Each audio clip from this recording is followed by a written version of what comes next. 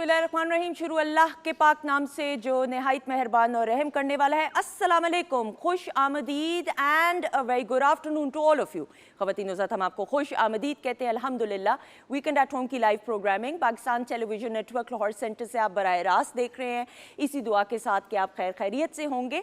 ख़वातीन ज़ात, character building यानी कि किरदार साजी की जब हम बात करते हैं तो इसमें बहुत सारी ऐसी चीज़ें हैं, बहुत सारे ऐसे हैबिट्स हैं, बहुत सारे ऐसे इंसान की काम होते हैं, आमाल होते हैं जो इंसान की शख्सियत को मुकम्मल बनाते हैं।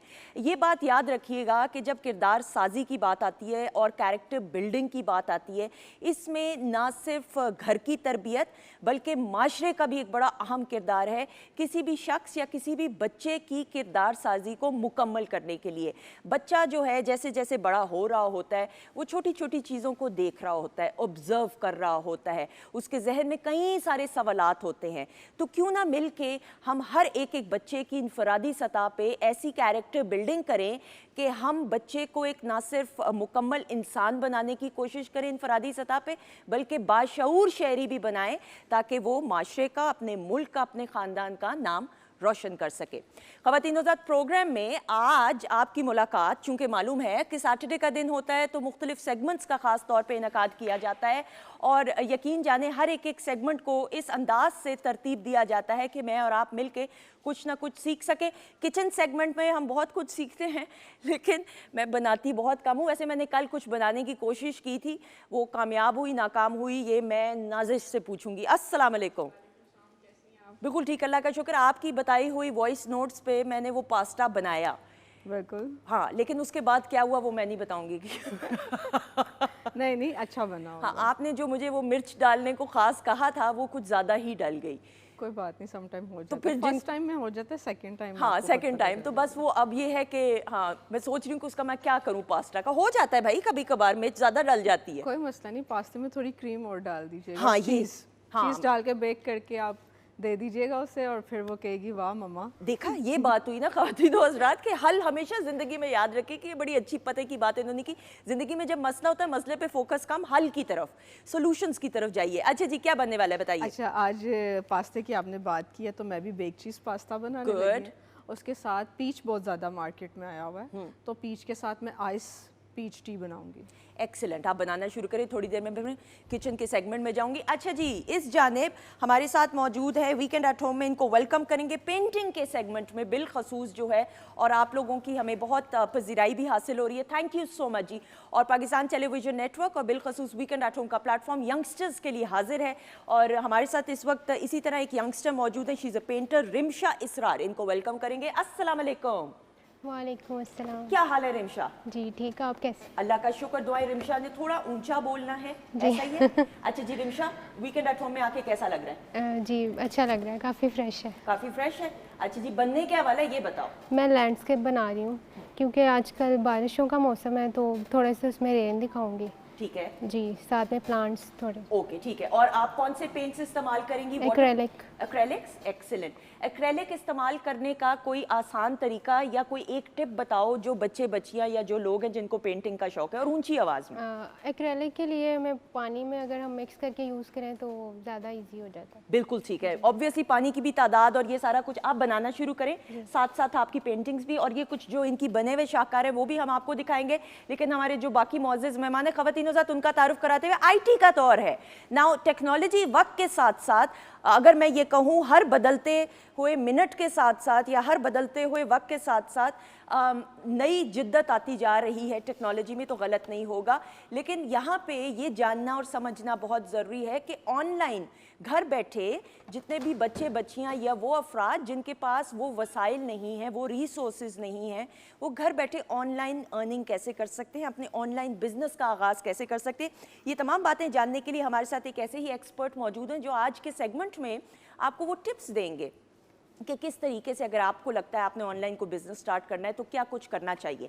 सो we have with us Zubair Gill साहब, इनको वेलकम करते हैं। अस्सलाम वालेकुम। वालेकुम सलाम। हाउ आर यू, कैसे हैं आप? I am good, thank you. Allah का शुक्र जी, थैंक यू सो मच। और जुबैर गिल साहब माइक्रोसॉफ्ट सर्टिफाइड ट्रेनर हैं, सो बहुत शुक्रिया sir, thank you so much. Thanks for having me. अच्छा जी, वीकेंड एट होम में मौसीकी बहुत ज़रूरी कहते हैं और हम ये मानते भी हैं और जानते भी हैं कि मौसीकी रूह की ग़िज़ा है, इसमें कोई दूसरी राय नहीं। और मुख्तलिफ म्यूज़िक के जॉनराज हैं, उनको हम सुनने की कोशिश भी करते हैं, सुनते भी हैं, पजीराई भी हासिल होती है और हर जॉनरा की टारगेट ऑडियंस भी होती है। इस वक्त हमारे साथ यंगस्टर्स ही की नुमाइंदगी करते हुए फ़हीमुल हसन मौजूद हैं, ही इज़ अ सिंगर और इनका जो वेट कोल्ड बैंड है उसके ये लीड वोकलिस्ट हैं, इनको वेलकम करेंगे। अस्सलाम वालेकुम। वालेकुम सलाम। कैसे हैं आप फ़हीम? मैं ठीक ठाक। Thank you so much. और ये बड़ा अच्छा लग रहा है, एक दौर ऐसा था जब बैंड्स का वक्त था, फिर Right. बीच में सिंगर्स ने गाना शुरू कर दिया, लेकिन अब दोबारा से रिवाइवल हुआ है बैंड्स का, यस यस। है ना? शुरू से ही जो ऑडियंस भी लाइक करती है वो बैंड ही है, लेकिन आपको पता है दो वक्त के साथ साथ फिर सोलो सिंगर्स भी आते रहते हैं। ऐसा ही है। तो कई सिंगर्स ऐसे हैं वो जो बैंड लाइक नहीं करते, तो इस ऐसा वजह ही, से वो सोलो बिल्कुल ऐसा ही। लेकिन ये अच्छी बात है, आज ये सोलो ही अपनी बैंड की नुमाइंदगी करे। Yes. अच्छा जी, नाउ आप लोगों का साथ रहेगा सोशल मीडिया प्लेटफॉर्म के जरिए। PTV home, weekend at home का Insta page, Facebook page, you are more than welcome, आप क्वेश्चंस कर सकते हैं। Sir now moving on, online earning करना कितना आसान है, कितना मुश्किल है? अगेन ये आसान भी है और मुश्किल भी है।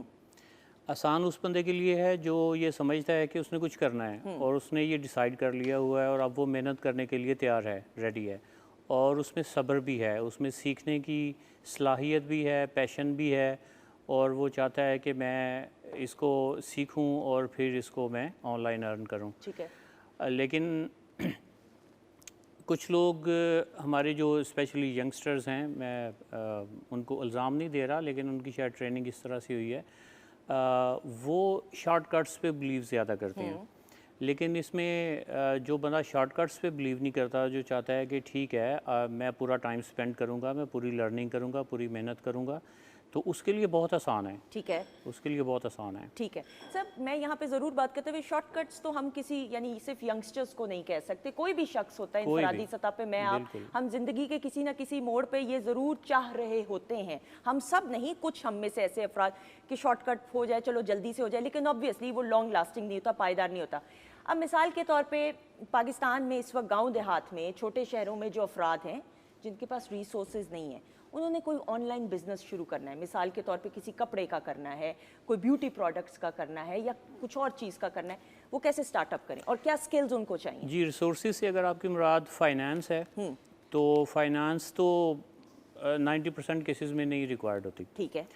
उसके लिए एक आसान सा आपको फार्मूला बता देता हूँ। फॉर एग्ज़ाम्पल, अगर कोई सोचता है जी कि मैंने सपोज़ कपड़े का बिज़नेस करना है, फीमेल गारमेंट्स हैं, इसका करना है, बेड शीट्स हैं, टॉवल्स हैं, ज्वेलरी है, कॉस्मेटिक्स हैं, बेशुमार आइटम्स हैं। सिर्फ ये करना है कि जो होल सेलर्स हैं उनको अप्रोच करना है। ठीक है। उनसे कहना है कि ओके, आपके पास ये करोड़ों रुपए का माल है, आप इसको बेच रहे हैं, ओके आप बेचें, मैं भी इसी को बेचूंगा, मैं आपसे कुछ भी डिमांड नहीं करता।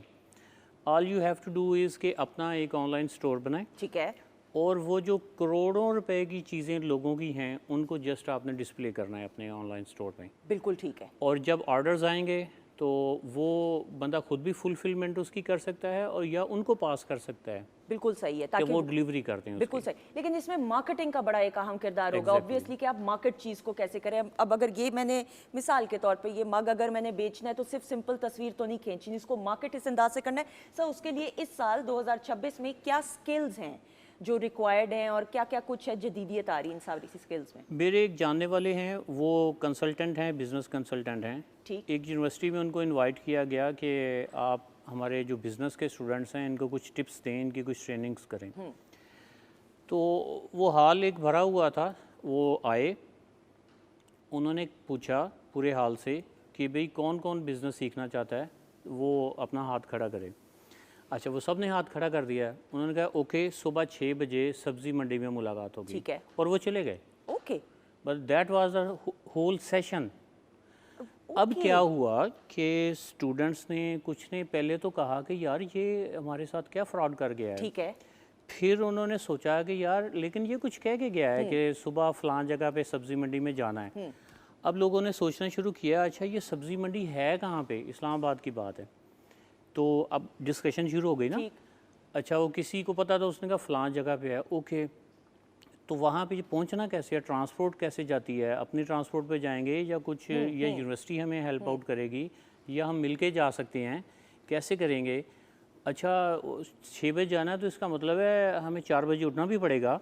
तो अब देखें वो एक बात करके गया लेकिन उसमें से कोई 15 नई चीज़ें निकल आई। बिल्कुल ठीक। वो लोगों ने आपस में डिस्कस करके सोच के उनके सॉल्यूशन निकाले और उसको एग्जीक्यूट किया, वहाँ गए और उनकी वो ट्रेनिंग वहाँ से स्टार्ट हुई। यानी पूरे 6 बजे पहुंचे वहाँ लेकिन वहाँ से उनकी अनाउंसमेंट या उनके कहने के बाद से वहाँ पहुँचने तक के बीच के टाइम में जो सवालात थे, जो एग्जीक्यूट करने का, ये वो लर्निंग है जो आप कह रहे हैं। एग्जैक्टली बिल्कुल। और बहुत सारी ऐसी एग्जांपल्स आपके सामने होंगी, बगैर किसी का नाम लिए, सक्सेस स्टोरी कोई आप शेयर करना चाहें जो आपको भी इंस्पायर की हो ऑनलाइन बिजनेस के हवाले से। बेशुमार सक्सेस स्टोरीज़ हैं, बेशुमार सक्सेस स्टोरीज़ हैं।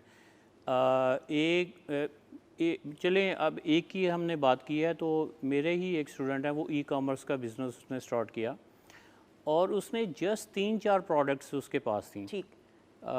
टी शर्ट्स और इस तरह से कुछ गारमेंट्स की चीज़ें थी। जब बंदा स्टार्ट करता है ना तो सोचता है कि मैंने ऑनलाइन स्टोर बनाना है, तो उसके लिए वो डोमेन रजिस्ट्रेशन, होस्टिंग, ये कोई 15 से 20 हज़ार रुपये का जस्ट खर्चा है वन टाइम। लेकिन अगर आप एक फ़िज़िकल आउटलेट बनाते हैं तो उसके लिए आपको लाखों मिलियंस में आपको पैसे चाहिए। ठीक है। तो वो 3-4 प्रोडक्ट्स के साथ उस बंदे ने इतना ग्रो किया कि वो जस्ट अपनी मंथली जो फेसबुक पे जो एडवर्टाइजमेंट करता था वो उसका बजट लाखों में चला गया। इतनी सक्सेस स्टोरी, इतनी सक्सेस स्टोरी। और ये कितने दौरानिए में इनका बिजनेस को हाइप मिली? जस्ट 1 साल के अंदर अंदर, 6 माह से 1 साल के अंदर। 6 माह से 1 साल। सर क्या स्ट्रेटजी उन्होंने अप्लाई की थी? क्वालिटी।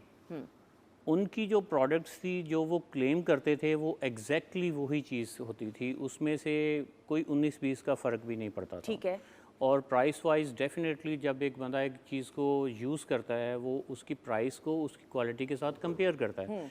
और वंस एक बंदा सेटिस्फाई हो जाता है ना, देन वो रेकरिंग कस्टमर बन जाता है आपका, और वो रेफरल भी बन जाता है। वो दूसरे लोगों को भी कहता है कि यार ये देखो ये मैंने फ़लाँ जगह से बाई किया और इनकी क्वालिटी बहुत अच्छी है, इनकी रिटर्निंग पॉलिसी बहुत अच्छी है और बाकी इनकी चीज़ें जस्टिफाई करती हैं सारी। सही। तो आपकी रेपुटेशन बन जाती है ना अच्छी। एग्जैक्टली। वो वर्ड ऑफ माउथ कहते हैं ना इंग्लिश में, कि एक बार एक जगह से अच्छा एक्सपीरियंस हुआ वो शख्स पे 2 लोगों को बताएगा।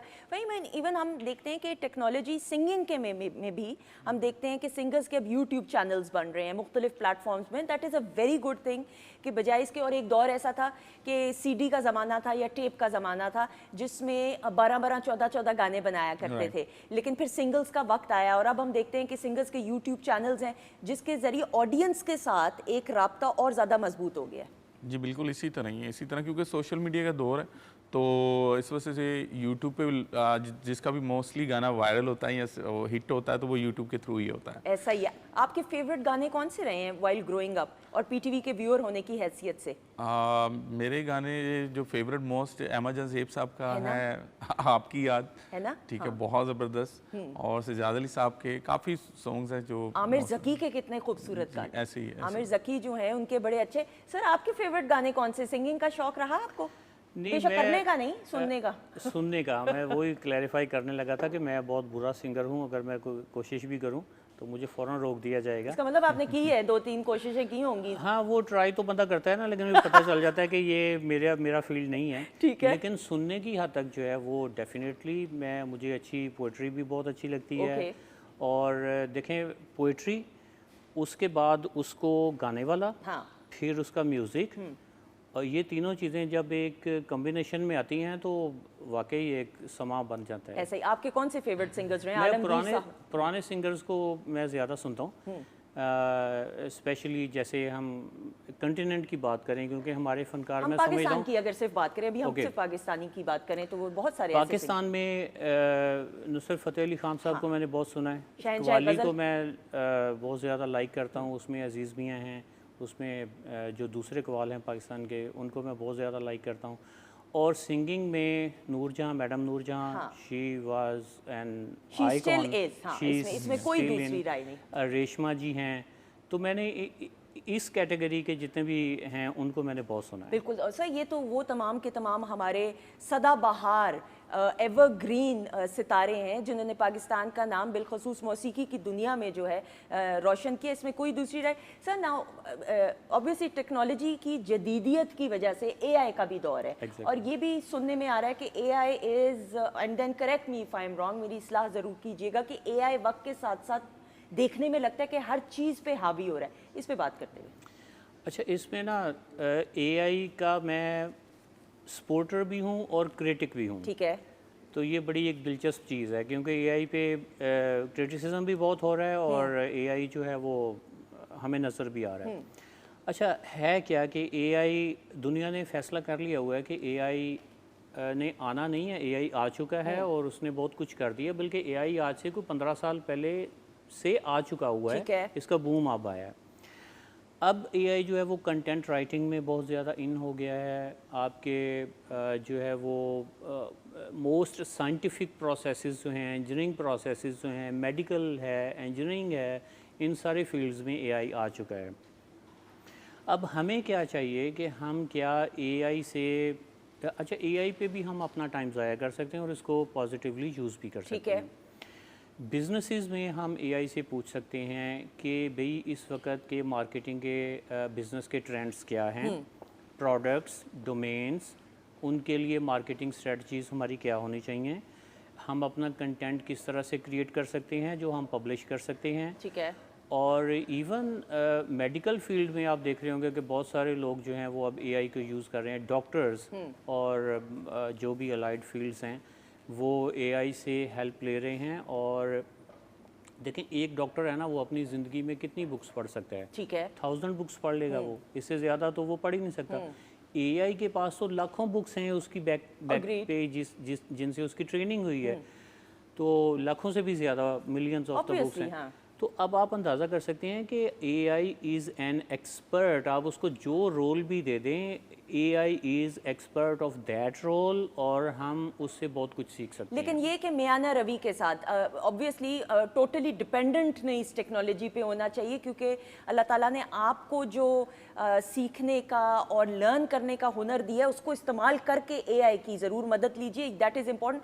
सब ऑनलाइन फ्रॉड से और ऑनलाइन धोखे से कैसे बचा जा सकता है? अच्छा, ये जो आपने एआई वाली बात की ना, एंड वाली, ये बहुत इंपॉर्टेंट है। मैं चाहता हूँ इस पर You agree with it, ना? बोलूँ।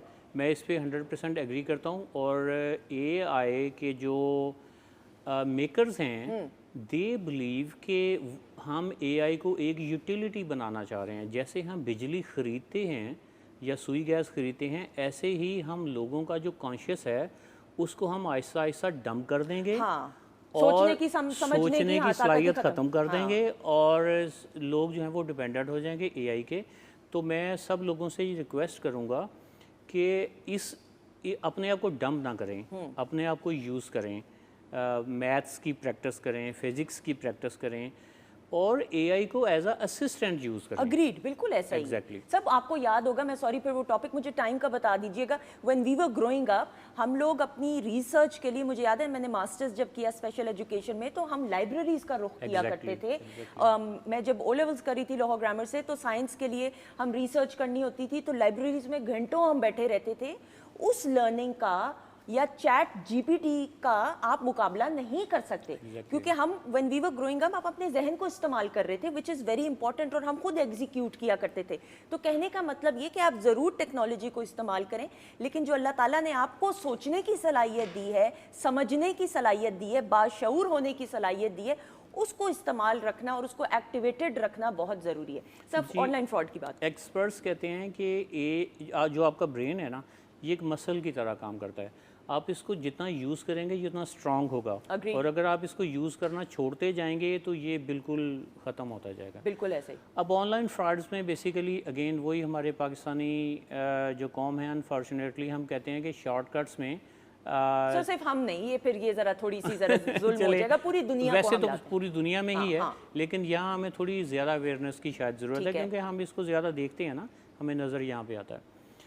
तो अब देखें कितनी ऑनलाइन ट्रेडिंग के नाम से कितनी ऐप्स बन जाती हैं, लोग उनमें करोड़ों नहीं अरबों रुपया इन्वेस्ट कर देते हैं और बाद में पता चलता है कि एक दिन वो लॉगिन नहीं हो पा रहे क्योंकि उनके हाथ में सिर्फ एक यूज़र नेम और पासवर्ड था। वो ऐप कहाँ से आई, वो कौन से कंट्री से उसको लॉन्च किया गया, पैसा कहाँ जा रहा है, लोगों को कुछ नहीं पता। बस देखना ये होता है कि कोई भी इदारा या पर्सन अगर आपको अनयूजुअल प्रॉफिट ऑफर कर रहा है तो डेफिनेटली इट्स अ फ्रॉड। बिल्कुल ठीक। ठीक है, ये अनयूजुअल प्रॉफिट कैसे आ सकता है, ये पॉसिबल ही नहीं है। इसी तरह कुछ ऑनलाइन कंपनीज़ नहीं जो ग्रुप्स हैं वो कहते हैं जी कि अच्छा आप ऐसे करें जी 10,000 रुपीज़ जमा करवाएं, आपकी रजिस्ट्रेशन हो जाएगी, फिर हम आपको टास्क देंगे, फिर आप वो कंप्लीट करेंगे, आपकी अर्निंग शुरू हो जाएगी। तो इस तरह के भी टोटल स्कीम्स जो हैं वो फ्रॉड हैं। बिल्कुल ऐसा ही है। इस यानी वही बात है कि जेन्युइन जो वे है ना, जेन्युइन स्किल बेस्ड अर्निंग, उसकी तरफ हमें जाना चाहिए और किसी शॉर्टकट के चक्कर में नहीं पड़ना चाहिए और पूरी अपना एक प्रोफाइल बनाएं, अपनी एक पहचान बनाएं, अपना एक पोर्टफोलियो बनाएं। दुनिया में कोई भी इंसान पूछता है किसी से कि भाई आपका क्या पोर्टफोलियो है, तो वो उसको बताना ना पड़े, वो कहीं पे ऑलरेडी होस्टेड हो, उसको वो देख सकें। बिल्कुल सही, बिल्कुल सही। बिफोर वी वाइंड अप, आपके साथ ऑनलाइन खुदा ना खास्ता कभी कुछ ऐसा तो नहीं हुआ कि प्रॉब्लम हुई हो या इशू हुआ हो? क्योंकि हाल ही में मेरी छोटी बहन है, उसने कुछ मंगवाना था, ऑर्डर किया उसने, और उसके बाद ये मैं ऑनलाइन उसका बता रही हूँ, तो उसने ऑर्डर किया तो कोई उसको मैसेज आया जो फ़ोन नंबर देते हैं कि जी आपने ये कोड देना है। अब वो उसको समझ नहीं आई, हालांकि कहने को हम सब बाशऊर हैं, लेकिन कहीं ना कहीं गफलत हो जाती है हम में से बहुत से लोगों से। सर उसने नंबर दिया, अगले दिन उसके अकाउंट में जितने पैसे थे वो सारे चले गए। एंड अभी तो उसके अकाउंट में, शुक्र है वो दूसरा वाला अकाउंट था, उस अकाउंट में इतने पैसे थे नहीं, लेकिन यकीन जाने अगर और ज़्यादा जितने भी हों, 1 रुपया भी जाए, 5 रुपये भी जाएँ, 1 लाख जाए, 1 करोड़ जाए, बंदे को दर्द और दुख उतना ही होता है। तो ये हाल ही में हमारे साथ तो फैमिली में हुआ, आपके साथ तो नहीं कभी कुछ हुआ ऑनलाइन इस तरह? हाँ बिल्कुल, एक दफ़ा हुआ है, लेकिन ज़रूरी नहीं है कि पैसों का ही फ्रॉड हो। हाँ, बिल्कुल। फ्रॉड तो फिर कुछ भी हो सकता है। तो मैंने अपने भांजे के लिए ना एक शूज़ देखे थे जिसकी पिक्चर लगी थी, बड़ी ब्यूटीफुल सी पिक्चर थी, तो मैंने देखा और बड़े चीप रेट भी था, तो मैंने उसको बाय कर लिया। और जब डिलीवर हुए शूज़, तो वो जब चेक किया तो वो टोटली चेंज। हाँ, वो ये भी होता है, टोटली चेंज थे। हाँ। तो प्राइस भी उन्होंने नॉर्मल लगाई हुई है और चीज़ भी वो नहीं है, तो ये भी एक हम कह सकते हैं ये भी एक फ्रॉड ही चल रहा है। बिल्कुल ऐसे ही। तो वो authenticity of the brand is also very important. Thank you so much sir, आपका बहुत बहुत शुक्रिया। ख़वातीन ज़ात बातचीत का सिलसिला जारी है, हमारे मोअज़्ज़ज़ मेहमान हमारे साथ मौजूद हैं, लेकिन इस वक्त फ़हीम आप हैं, स्टेज है और हमारी क्लैप है, बहुत सारी क्लैप में आ जाइएगा। Thank you so much.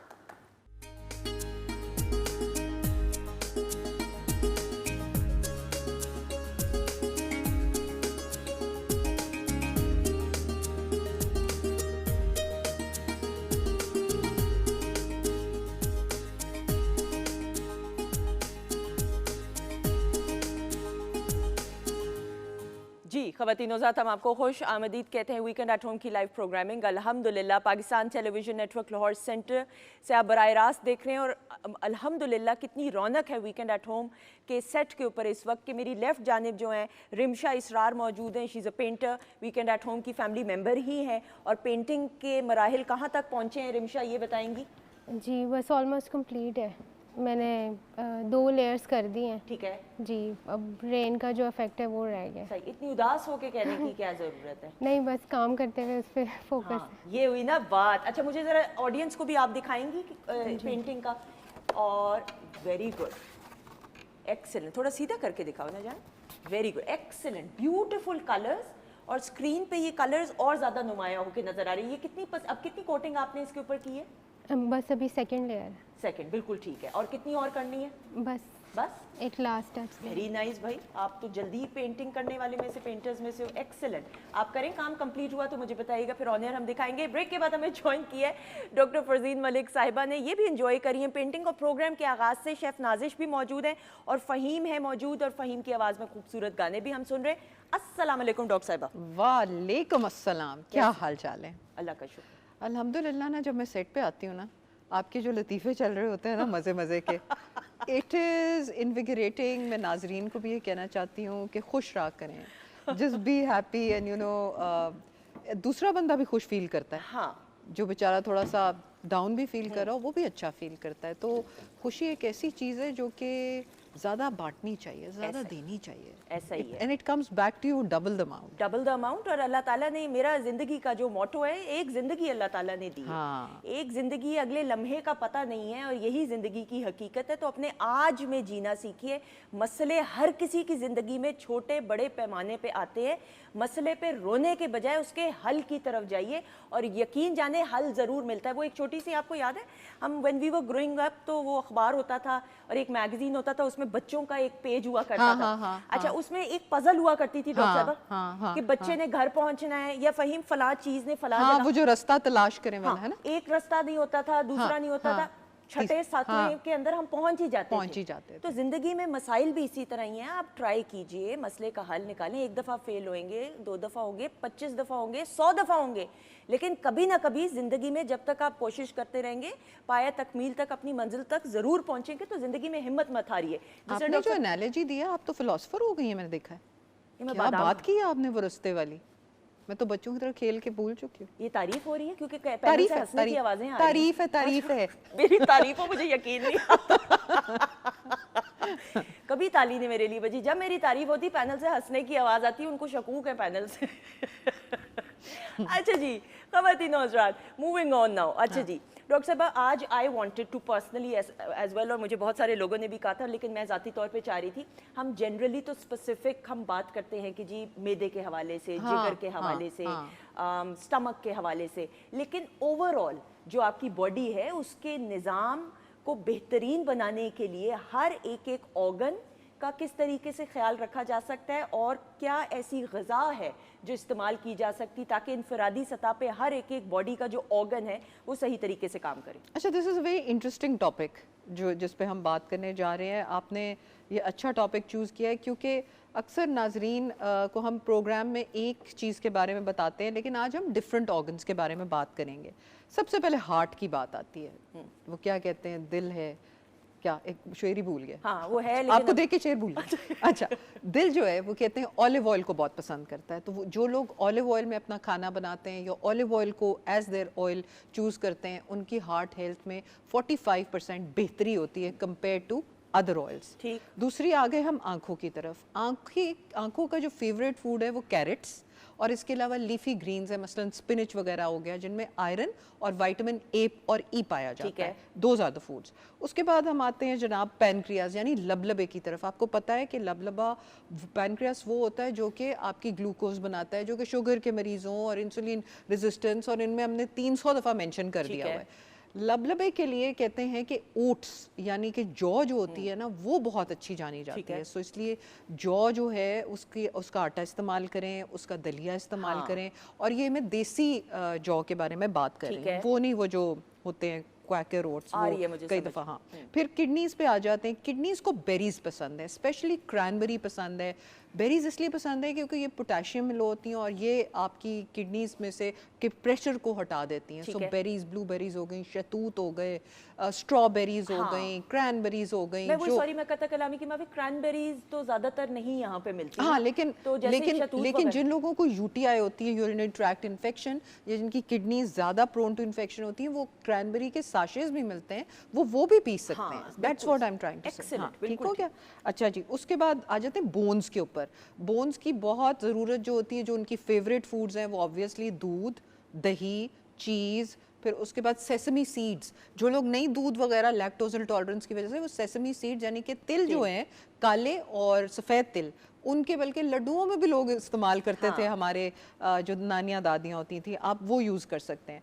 और इसके अलावा फूल मखाने, वो बहुत अच्छे होते हैं बोन्स के लिए। आपको याद है रमजान ट्रांसमिशन में सहरी की नशरियात में हमने उसको बनाया था, वो पॉपकॉर्न्स की तरह लग रहे थे। पॉपकॉर्न्स की तरह लग रहे थे। मैंने डॉक्टर साहब को कहा ये तो पॉपकॉर्न्स हैं, तो फिर पहली दफा मैं क्यों ना ऑन एयर एडमिट करूं, मैंने तब भी कहा था that was the first time मैंने उनको देखा था किस तरीके से बनाया। Very good actually. उसके बाद हम ब्रेन पे आते हैं। ब्रेन के लिए सबसे जो ब्रेन को पसंद है वो अंडे पसंद है, उसके अंदर कोलिन होता है। और ब्रेन को पसंद है जनाब आपका अल्लाह भला करे वॉलनट्स यानी कि अखरोट, आमंड्स वगैरह, ये ब्रेन के लिए बहुत अच्छे हैं। उसके बाद हम आ जाए लिवर के ऊपर। अच्छा, फैटी लिवर डिजीज़ की हम काफ़ी लोगों को बता चुके हैं, उसमें ब्लैक कॉफ़ी जो है वो कहा जाता है कि 1 या आधा कप दिन में ठीक होता है। लोग कॉफ़ी के अंदर जब दूध और चीनियाँ डाल के पी लेते हैं तो उसकी अफादियत खो देते हैं। फ़हीम, कॉफ़ी आप पीते हैं? जी मैं ब्लैक कॉफ़ी या कौन सी वाली? मिल्क के साथ? हम मिल्क के साथ। है ना, मुझे ब्लैक कॉफ़ी मैंने पीने की नाकाम बहुत शदीद कोशिश की थी। नो ऑफेंस, मेरे घर में भी बहुत से लोग पीते हैं, ऑब्वियसली भाई भी मेरा, लेकिन मुझे लगता है उसकी आदत डालनी पड़ती है ना? बिल्कुल ऐसे ही है, जो यूज टू है वही पी सकते हैं, अदरवाइज नहीं। बिल्कुल। गर्मी के मौसम में भी कॉफ़ी पीना आप पसंद करते हैं, वरना ज़्यादातर होता है ना सर्दियों में? हाँ नहीं, चलता है, गर्मी में भी चलती है। और आपकी रूटीन को मद्देनजर रखते हुए ऑब्वियसली कॉन्सर्ट्स वगैरह भी होते होंगे, और Yes. सिंगिंग का तो शोभा भी ऐसा है कि कॉन्सर्ट्स सारी रात चल रहे हैं, ना दिन का पता ना रात का। आप कैसे खुराक का ख्याल रखते हैं? खुराक तो एज इट इज़ सेम ही चलती है सबके साथ, लेकिन बस थोड़ा सा ये है कि ठंडा वगैरह ज़्यादा नहीं लिया जाता, या कोई गोलगप्पे वगैरह नहीं खाई जाती, इस तरह की जो चीज़ें होती खट्टी वगैरह, ठीक है। तो वो नहीं होती। आपकी वालदा वाइल ग्रोइंग अप, Yes. क्या माँ के तो हाथ की हर चीज़ ही बहुत ही उम्दा, लेकिन ख़ास आपकी वालदा की बनाई हुई डिश जो अभी भी आपको याद हो? वालदा के अभी देखिए ना कि आपने वो बात कर दी है कि अभी तक वो टेस्ट आ ही नहीं, अब आजकल के दौर में वो टेस्ट है ही ना? नहीं, टेस्ट ही नहीं है। हाँ। जो वालदा ने खिला दी है ना, उस जैसा टेस्ट है ही नहीं अभी। वही आलू गोश्त होगा डॉक्टर साहबा, वही पराठा होगा, वही चूरी होगी, Obviously, लेकिन जब चूरी माँ के हाथ से वो नवाला खाया, ओहो, ऐसे देखे मैं एकदम से खो गई ना। ऐसे वो अपनाइयत, वो मिठास, वो मोहब्बत ही कुछ और है। ऐसे दैट्स सो ट्रू। हर चीज़ में जहाँ पे स्पिरिट शामिल हो, माँ की ममता के स्पिरिट से, तो इसकी तो मिसालें बनी हुई हैं। हाँ। तो मतलब उस स्पिरिट को कौन मैच कर सकता है? बिल्कुल ऐसे ही। एंड पीपल जिनकी अम्मियाँ हैं, उन्हें दे आर वेरी लकी, और उन्हें अपनी माओ की कदर ज़रूर करनी चाहिए। बिल्कुल ऐसे ही, इसमें तो कोई दूसरी राय नहीं। अच्छा जी, नाउ कमिंग बैक, कॉफ़ी पी ली? हाँ, उसके कॉफ़ी बाद? पी ली। अच्छा, आप अभी कह रहे थे ना गर्मियों में नहीं पी सकते, तो उसमें जैसे आज नाजिश भी आइस टी बना रही है, तो आप कॉफ़ी में आइस भी डाल सकते हैं, साथ में आप थोड़ी सिनेमन डाल लें अगर आपको दालचीनी का जायका पसंद है, या आप थोड़ा सा लेमन डाल लें, तो फिर आपकी डिफरेंट चेंज आप उसको करके पी सकते हैं कॉफ़ी को। अच्छा, उसके बाद हम आते हैं, जो मेरा नेक्स्ट चीज़ थी वो मैं चाह रही थी कि हम जो गट हेल्थ है, यानी कि जो हमारी मैदे की ग़िज़ा है और इंटेस्टाइन्स की, उसके बारे में हम बात करें, क्योंकि अक्सर लोगों को ब्लोटिंग और ऐसे मसले रहते हैं इंडाइजेशन के। Agreed. और मेरे पास जितने भी पेशेंट्स आते हैं ना Sundas, they are mostly suffering from gastritis या इंडाइजेशन। ठीक है। तो उसमें सबसे पहली चीज़ है कि जो पाइनएप्पल है ना, बॉडी के अपने एंजाइम्स को ज़्यादा अच्छे तरीके से सिक्रीट करवाता है या उसमें ऐड ऑन कर देता है। पाइनएप्पल बहुत अच्छी ग़िज़ा है। इसी तरह कीवी अब पाकिस्तान में मिलना शुरू हो गया। जिन लोगों को क्रॉनिक कॉन्स्टिपेशन हो, अगर वो 2 कीवी रोज़ के खाएं तो बहुत हद तक 90% पेशेंट्स में फ़ायदा होता है, and they can have a daily bowel movement. ठीक है। उसके अलावा पपीता बहुत आम दस्तयाब है, पपीते को आप खाएं, वो पेट के लिए बहुत अच्छा है। अच्छा, फिर उसके बाद जैसे अचार टाइप चीज़ें जिनको हम बोलते हैं प्रोबायोटिक्स, मसलन योगर्ट हो गया, और सिरके में कुछ चीज़ें अगर आपने डाली हुई हैं, अचार आपने बनाया हुआ है, कांजी लोग पीते हैं, दैट्स अ प्रोबायोटिक ड्रिंक, वो भी आपके गट को एक जंप स्टार्ट देता है। डॉक्टर साहब, जो सिरके वाला अगर अचार है, मेरे जहन में आया just for my own knowledge as well, वो ज़्यादा एसिडिक नहीं हो जाएगा उससे? अच्छा, उसमें आप एप्पल साइडर विनेगर डालें, वो आप डालें, और एक आता है नुस्खा कल्ब, वो उसमें सारी चीज़ें होती हैं, जिंजर और हनी और वो सारा, तो मैं उसके अंदर अचार बना लेती हूँ, लहसुन डाल के, और उसके अंदर ज़रिश्क डाल के, हरी मिर्च डाल के, और लेमन, और लेमन में विद पील डालती हूँ। ओके, ठीक है, और आप उसको खा भी सकते हैं, this very good by the way. अच्छा, दूसरी चीज़, आप हैरान होगे कि आपकी जो इंटेस्टाइन है, उसको एक चीज़ उसकी बड़ी फेवरेट है, और वो है बोन ब्रॉथ, यानी कि आप हड्डियों का सूप निकाल लें, देसी मुर्गी की हड्डियाँ हों या बकरे की, हाँ, यखनी को पकाएं ज़रा काफ़ी, और उसकी आधी प्याली रोज़ की लें। अगर आपको यूरिक एसिड का मसला नहीं है, हाई यूरिक एसिड का, तो आप वो लें। बोन्स को भी बहुत पसंद है, और आपके पेट को भी उससे बहुत अफादियत ऐसा ही मिलती है। ऐसा ही हमारे यहाँ ये, मैं सॉरी माजरत कता कलामी की माफ़ी, हमारे पास वर्क 1 मिनट है। हमारे यहाँ ये मिसकंसेप्शन है कि आप खुदा ना खास्ता अगर बीमार हैं तभी आपने यखनी पीनी है, तभी दलिया खाना है, और तभी दलिया खाना है, या तभी यखनी आपने पीनी है, वरना आम हालत में भी भाई पी जा सकती है। और अगर हम पीते हैं ना आम जिंदगी में, तो लोग पूछते तबीयत ठीक है तुम्हारी, यखनी क्यों पी रहे हो? सही बात है, you're so right, so right। अच्छा जी, वन लास्ट थिंग बिफोर। अच्छा जी, वन लास्ट थिंग, जिन लोगों को ज़्यादा हाजमे की प्रॉब्लम होती है वो ये ड्रिंक ले लें। अगेन स्कंजबीन नहीं, स्टीविया डाल लें, लेमन डालें, बीच में मिंट डालें, और कोई भी जैसे आज इन्होंने पीच डाला है, पीच फ्लेवर है, कोई भी मौसमी फल डालें और उसको सिपिंग करते रहे, भर भर के ग्लास नहीं पीने किसी भी चीज़ की, उसकी सिपिंग करते रहे, ये आपके हाजमे को बहुत बेहतर कर देता है। बिल्कुल सही, thank you so much doctor साहबा, बहुत शुक्रिया। ख़वातीनो ज़ात, बातचीत का सिलसिला जारी है। किचन सेगमेंट में नाजिश की तरफ जब मेरी नज़र पड़ी तो नाजिश खुद खा रही हैं, मुझे यकीन नहीं आ रहा नाजिश ये क्या हो रहा है, तो इनको देख के मेरे मुंह में भी पानी आया है। हम अभी ब्रेक के बाद इन्हीं के सेगमेंट से आगाज़ करेंगे, देखेंगे कि मामला कहाँ तक पहुँचे हैं, लेकिन इस वक्त फ़हीम की आवाज़ में खूबसूरत सा गाना और एक अमेजिंग परफॉर्मेंस आ जाएगी, बहुत सारी क्लैप में।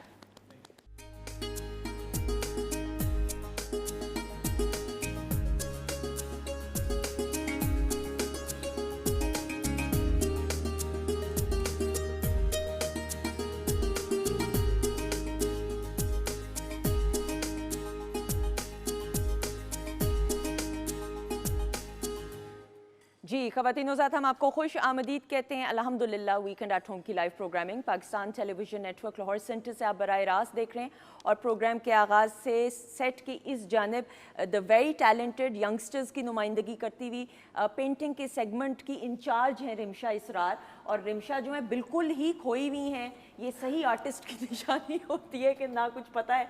रिमशा को हम बिल्कुल डिस्टर्ब नहीं कर रहे, मुझे रिमशा ने पहले ऑर्डर्स दिए थे कि जब टाइम आएगा, जो कि अगले सेगमेंट में इनकी पेंटिंग दिखाने का टाइम है, तब हम इनके पास जाएंगे। ऐसा ही है रिमशा? Very good. उफ भाई, ऐसे तो थम्स अप तो कर दो, कोई नाराजगी तो नहीं है? नहीं। आप बनाना शुरू करें, और साथ ही साथ इनके शाहकार भी हैं, वो भी साथ में दिखाएंगे। प्रोग्राम के आगाज़ से हमारे साथ फ़हीमुल हसन भी मौजूद हैं, इनकी खूबसूरत आवाज़ में खूबसूरत हम गाने भी सुन रहे हैं, और साथ ही साथ किचन सेगमेंट में शेफ़ नाजिश मौजूद है। और नाजिश की तरफ बढ़ने से पहले ब्रेक के बाद हमें ज्वाइन किया ख़वातीनो ज़ात, हम जब पाकिस्तान के कल्चर की बात करते हैं बिलखसूस, तो हमारी कल्चरल वैल्यूज़ में जॉइंट फैमिली सिस्टम का, यानी तमाम के तमाम अफराद इकट्ठे एक छत के नीचे रह के एक दूसरे के दुख सुख बांटते हुए नज़र आते हैं। हमारी जो पाकिस्तान की इनफरादियत ही इस हवाले से है बिलखसूस कि जब जॉइंट फैमिली सिस्टम की बात आती है तो तमाम अफराद इकट्ठे हो के एक दूसरे के मसले को भी हल करते हैं और एक दूसरे की ढारस भी बनते हैं। सो वक्त के साथ साथ, बदलते हुए वक्त के साथ साथ हम ये देखते हैं कि जॉइंट फैमिली सिस्टम का जो निज़ाम है वो कहीं ना कहीं पीछे रहता जा रहा है, और नए निज़ाम का एक जो है जिसे न्यूक्लियर फैमिली सिस्टम या इंडिपेंडेंट कहते हैं कि जी हम अब बड़े हो गए, हमने इंडिपेंडेंट रहना है। इस हवाले से आज हम बात करते हुए, और फिर वक्त के साथ साथ हम में अदम बर्दाश्त, यानी जो बर्दाश्त का मादा है वो ख़त्म होता जा रहा है, कम होता नज़र आ रहा है। सो ये जो टॉलरेंस लेवल है ये किस हद तक हमारी ज़ाती ज़िंदगी पे असरअंदाज होती है, और फैमिली, जॉइंट फैमिली सिस्टम का कितना अहम किरदार है बिलखसूस इस टॉलरेंस लेवल को कंट्रोल करने के लिए। जब बड़े बुजुर्ग आपको ढारस देने के लिए होते हैं, नसीहतें करने के लिए होते हैं, ये तमाम मसले फिर पैदा ही नहीं होते। ये तमाम बातें जानने के लिए हमारे साथ एक ऐसे ही मोटिवेशनल स्पीकर मौजूद हैं, सैयद अमादुद्दीन गिलानी, इनको वेलकम करते हैं। अस्सलाम वालेकुम। वालेकुम अस्सलाम। How are you? I am good.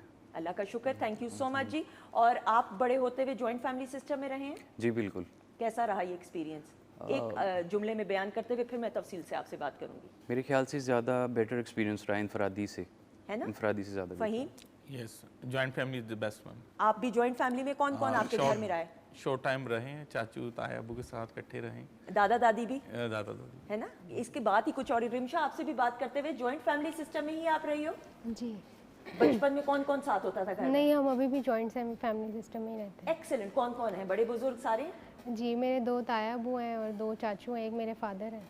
Okay, very good very good. और ख़वातीनो ज़ात, यही हुस्न है, यही खूबसूरती है जॉइंट फैमिली सिस्टम की। लेकिन ऑब्वियसली बदलते वक्त के साथ कुछ नए तकाजे भी होते हैं, जदीदियत भी हर चीज़ में आती है, इस पर बात करेंगे। लेकिन शेफ़ नाजिश की तरफ बढ़ते हुए, अच्छा जी नाजिश, किचन सेगमेंट में क्या हो रहा है ये बताइएगा।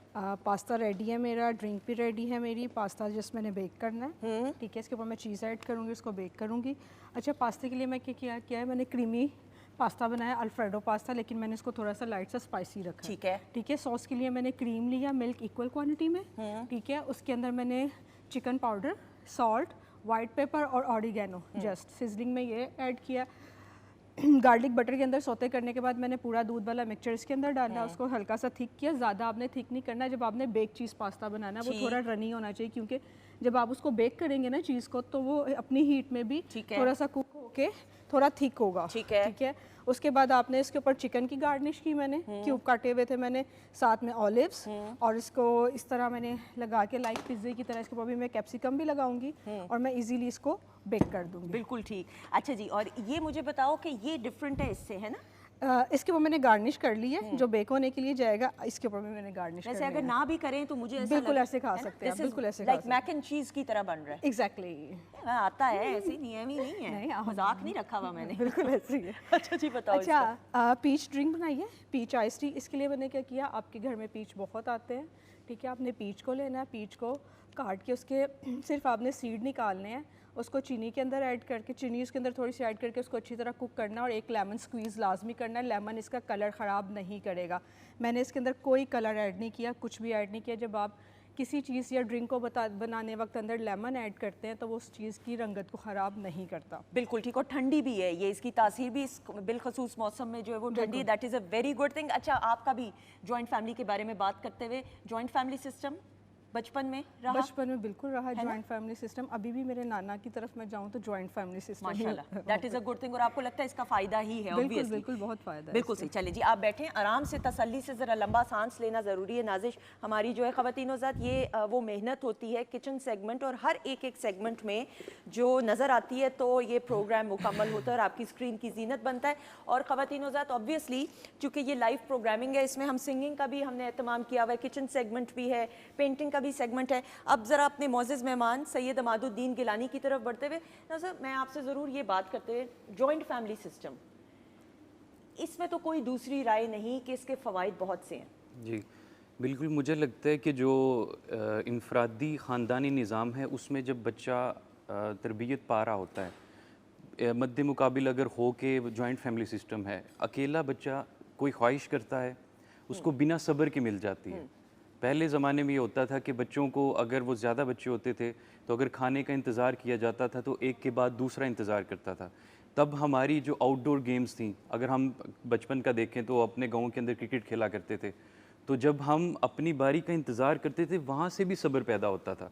इवन बुज़ुर्गों की बातें जो होती थी, हमेशा कहा जाता था कि जी सब्र का फल मीठा होता है, तो हम उसी मीठे फल का इंतज़ार करने के लिए पहले सब्र किया करते थे। ठीक।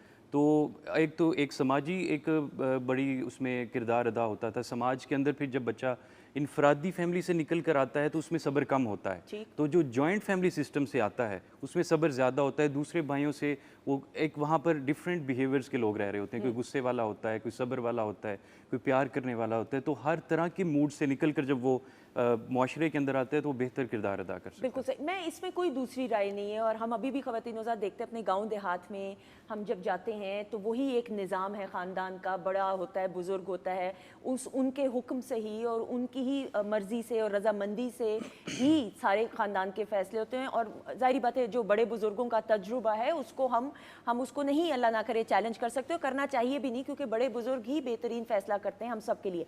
लेकिन ये भी होता है अगर इनफरादी सतह पे भी आप रह रहे हैं, आप इंडिविजुअली रह रहे हैं एज अ फैमिली और नहीं रह पा रहे बड़े जॉइंट फैमिली सिस्टम के अंदर, उसमें भी तो फिर ये है कि आप ही रोल मॉडल बने अपने बच्चों के लिए, कि ताकि उस लेगेसी को अपने अंदाज से आगे लेकर बढ़ें। बिल्कुल, मुझे लगता है कि हमारे जो एक तो डॉक्टर बर्नर्ड जी की एक बुक है उनके अंदर उन्होंने बताया कि बच्चे की कुव्वत समाज जो है ना, ऑडिटरी सिस्टम, वो शिक्म मादर में ही जो है वो डेवलप हो जाता है। हाँ।